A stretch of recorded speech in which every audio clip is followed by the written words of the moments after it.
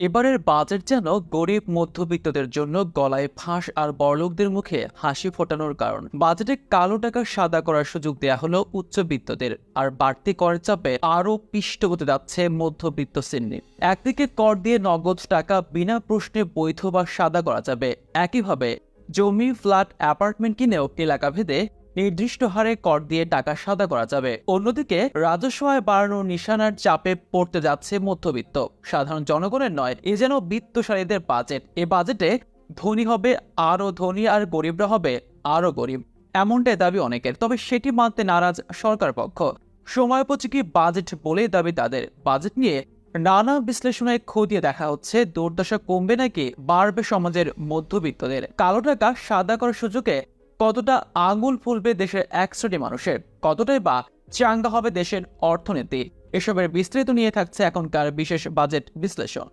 এই মুহূর্তে আলোচনার হট টপিক হচ্ছে বাজেট। পৃথিবীর সব দেশই প্রতি বছর তাদের অর্থনীতির বর্তমান অবস্থা আর আগামী 1 বছরের লক্ষ্য নির্ধারণ করে জনগণের সামনে বাজেট পেশ করে থাকে। প্রতি বছর জুন মাসে বাংলাদেশের সংসদে বসে বাজেট অধিবেশন। এবারও হলো না তার ব্যতিক্রম। বৃহস্পতিবার বেলা 3টায় সংসদের অধিবেশন শুরু হওয়ার পর অর্থমন্ত্রী আবুল হাসান মাহমুদ আলী টেকসই উন্নয়নের পরিক্রমায় স্মার্ট বাংলাদেশের স্বপ্নযাত্রা শীর্ষক বাজেট উপস্থাপন শুরু করেন। যে বাজেট নিয়ে বিচার বিশ্লেষণে নেমেছেন গবেষকেরা। অনেকের মতে এই বাজেটে ধনীরাই পাবেন সুবিধা আর গরিব ও মধ্যবিত্তরা পড়বেন আরো বেশি চাপে। তাদেরকে হিমশিম খেতে হবে পারিবারিক বাজেটের হিসাব নিকাশ মিলিয়ে চলতে। বাজেটের অন্যতম আলোচিত দিক উদার হস্তে কালো টাকার পক্ষে অবস্থান। জমি, ফ্ল্যাট, নগদ টাকা, ব্যাংক সঞ্চয়, সিকিউরিটিজ সবই বৈধ করা যাবে। দেশে কালো টাকার পরিমাণ কত এর সঠিক কোনো পরিসংখ্যান নেই। অর্থনীতিবিদ আবুল বারকাতের হিসেবে জিডিপির 1/3 কালো।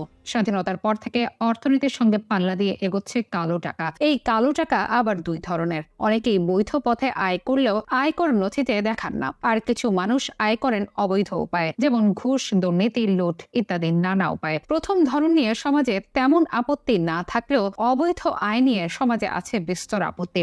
আইনের চোখেও তা গুরুতর অপরাধ। তবে 15% কর দিয়ে নগদ টাকা, ব্যাংক সঞ্চয়, সিকিউরিটিজ সবই বৈধ করা যাবে। জমি ও ফ্ল্যাটও বৈধ করা যাবে। এই খবরে অনেক উচ্চবিত্ত যখন খুশিতে মাতোয়ারা, তখন বাজেট দুশ্চিন্তা বাড়িয়েছে মধ্যবিত্তদের। বাড়িতে করের চাপে পিষ্ট হওয়ার সম্ভাবনা তাদের মনে। এজন্য মুদ্রার এপিট আর ওপিট। বছর জুড়ে নিয়মিত আলোচনায় দ্রব্যমূল্য বৃদ্ধির খবর, যার কারণ হিসেবে শক্তিশালী সিন্ডিকেটের কাছে সরকারি নীতি নির্ধারকদের অসহায় উপস্থাপন, করোনার প্রভাব, বিশ্বজুড়ে অস্থিরতা বা ডলার সংকট। দিন শেষে অশেষ ভোগান্তি সাধারণ জনগণের। কম আয়ের মানুষদের, মধ্যবিত্ত শ্রেণীর মানুষের অতি প্রয়োজনীয় অনেক পণ্য ও সেবায় শুল্ক কর বাড়ানো হচ্ছে। বাড়ছে না করমুক্ত আয়ের সীমা, আরও 5% সম্পূরক শুল্ক বসছে মোবাইল ফোনের খরচে। বাড়তি শুল্কের কারণে দাম বাড়বে সিগারেটের। এদিকে বর্তমানে শূন্য শুল্ক দিয়ে আমদানি করা যায় চাল, গম, ভুট্টা, সরিষা বীজ, পরিশোধিত সয়াবিন তেল, ভিটামিন, ইনসুলিন, ডায়াবেটিস সহ বিভিন্ন অত্যাবশ্যক ওষুধ ও তার কাঁচামাল। তবে নতুন করে শুল্ক যোগ হচ্ছে